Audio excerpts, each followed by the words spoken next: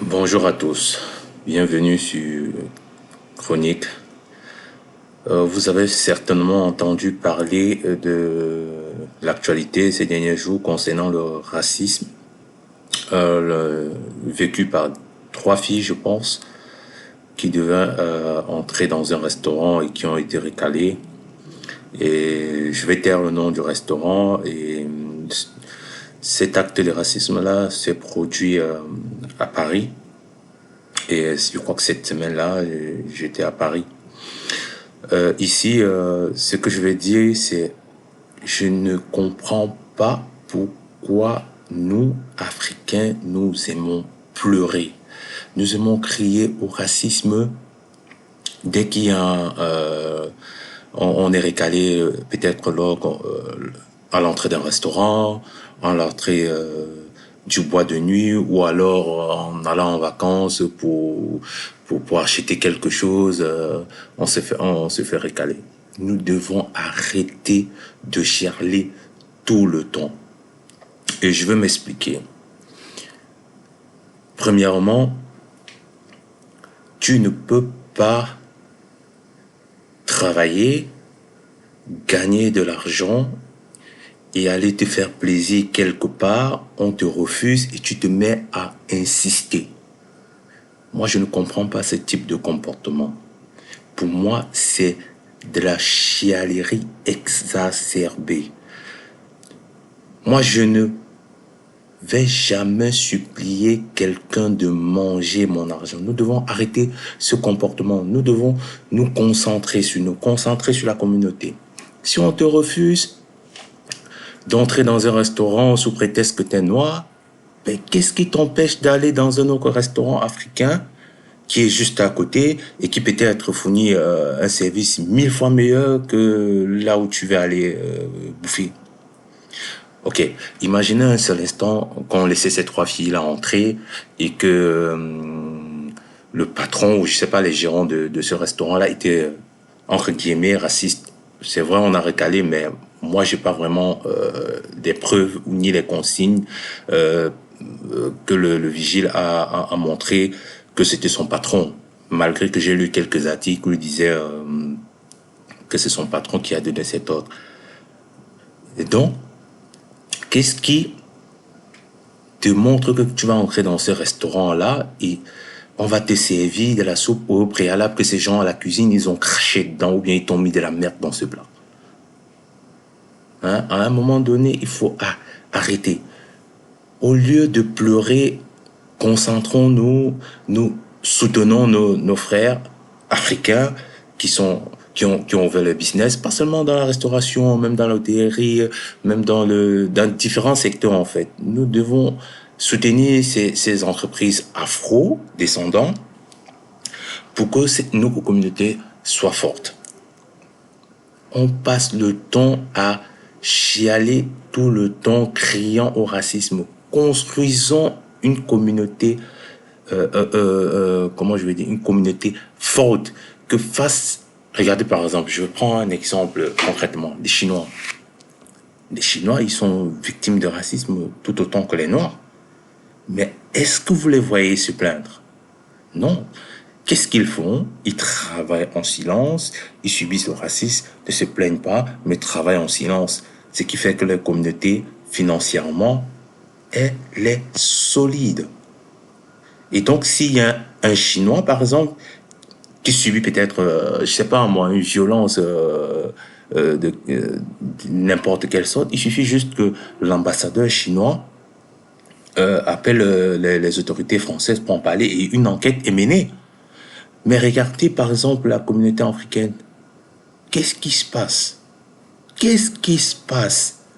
Il y a la Ligue de défense noire africaine qui fait des efforts pour défendre la communauté, mais on les met les bâtons dans les roues. Et quand tu regardes qui met les bâtons dans les roues, c'est toujours les membres de notre communauté qui mettent les bâtons dans les roues. Et vous voulez qu'avec ça, on s'en sorte? On ne peut pas s'en sortir avec ça.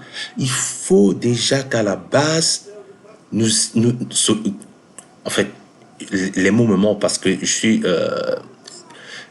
Je voulais parler de ça depuis un moment, mais j'ai pas eu le temps. Et à chaque fois que je pense à ça, j'ai des migraines. Pourquoi nous ne pouvons pas nous asseoir? Nous développons notre côté économique. Vous savez ce que j'ai compris de la géopolitique entre États ou bien entre les membres, comment je veux dire, entre les ressortissants de certains pays, de certaines puissances, c'est que économiquement, ils ont un poids. Et quand tu as un poids financier sur l'économie d'un pays, on ne peut pas te faire du n'importe quoi. Donc, quelque part, tu as un levier de pouvoir. Je veux prendre un exemple. On a eu des cas d'esclavage en Libye. Qu'est-ce que les dirigeants, par exemple, africains ont fait pour que ces situations-là ne se répètent pas? Rien du tout. Qu'est-ce que nous on a fait? On a été très fort sur les réseaux sociaux, en train de dénoncer, en train de crier, en train... Le problème, par exemple, qu'on a eu avec H&M, par exemple. Ce problème-là, on a parlé de ça, ça a été un boucan, mais après, qu'est-ce qui s'est passé? Rien.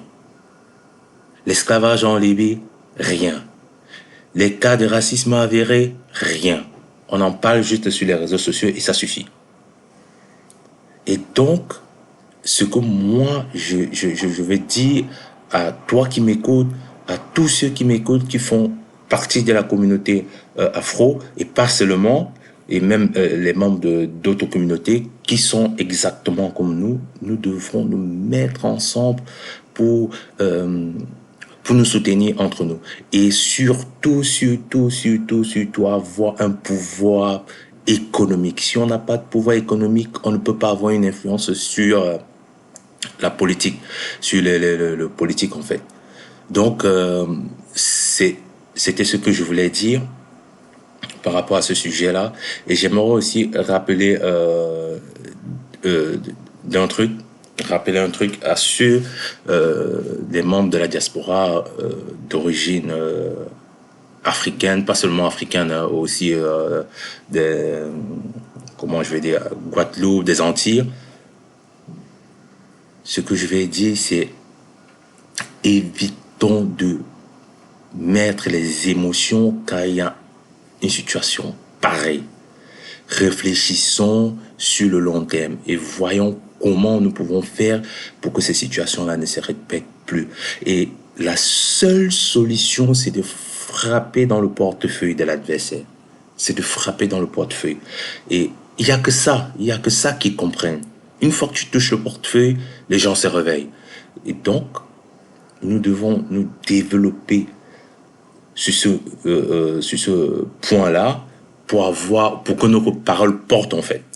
Donc, que dire de plus si ce n'est que mon point de vue, et à vous, quel est votre point de vue par rapport à ce sujet-là? J'aimerais voir dans les commentaires. Si vous êtes nouveau sur la chaîne, cliquez sur la barre abonnez-vous, cliquez sur la barre de notification pour pouvoir recevoir d'autres podcasts comme celui-là. C'est vrai, il est court, je l'avais pas préparé. C'était sur un coup de tête que je l'ai fait. Donc voilà, ciao.